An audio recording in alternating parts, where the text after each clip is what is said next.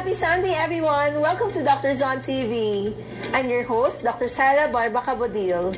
A new day to learn and keep ourselves aware for a healthy mind and body. Health conscious ka ba, mga kasambahay?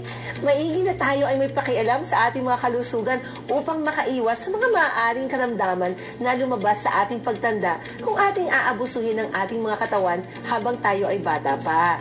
Ang tanong, paano nga ba natin mapapangalagaan ang ating kalusugan in a natural and not expensive way?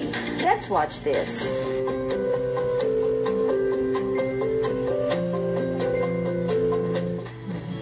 Good morning, mga kasambahay. I'm your lifestyle specialist, Doc Lulu Marquez. Ngayong umaga, we will talk about paano nakakaapekto ang nature sa ating overall health. Tara, pag-usapan natin ito. Ano ba yung effects ng mga harmful environment on our health? Ang tanong, ano ba yung harmful environment? Pollution, okay? Meron din tinatawag na indoor pollution. Meron din indoor pollution sa pagluluto. Okay, so be sure na meron mga exhaust. May tinatawag din electromagnetic radiation, EMR. Is that harmful? Definitely. Okay, remember, yung pong radiation can penetrate your cells. And if it does that, it can produce a big problem. Napansin nyo ba na marami na ding bata na nagkakaroon ng ADHD?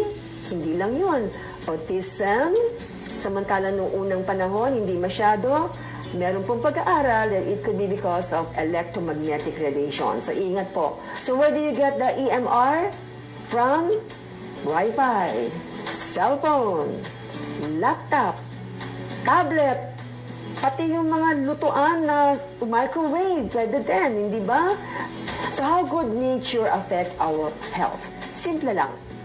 Alam niyo po, meron po tinatawag na longevity villages. Ibig sabihin, may mga tao po doon na nabubuhay hanggang 100 years old. Saan po yun? Sa China, specifically sa Bama Village.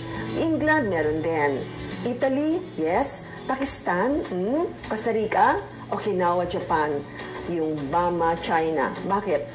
Bakit mahabang buhay ng mga tao dyan? Isipin mo yung air, okay? Walang pollution, okay? Nasa bundok yan eh. Panay maraming malilinis sa tubig.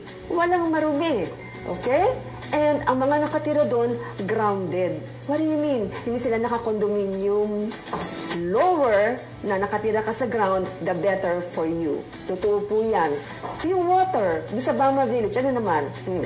Yung Bama, alam mo doon, may tubig po silang iniinom na rich in hydrogen electrons.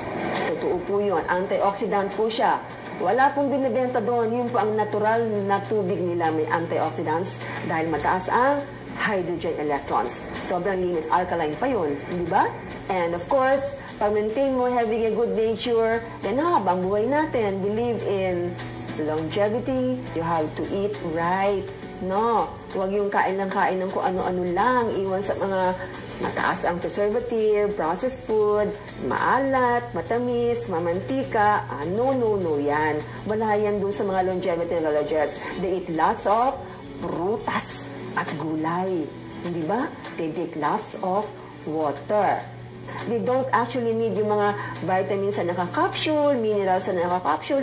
No, everything is so natural, everything is so organic. Kung meron kang bahay na, grounded ka lang, better. And if you have the chance to go to the beach, tanggalin ang tsinelas, sapatos, maglakad po ng tapak-tapak para bumalik po yung, di ba, pag nagbakasyon tayo, may feeling na nag-beach ka, pagbalik mo sa opisina, I feel good. Negative ions po yun. Negative ions are very good. Sana ay marami kayo natutunan sa episode natin today.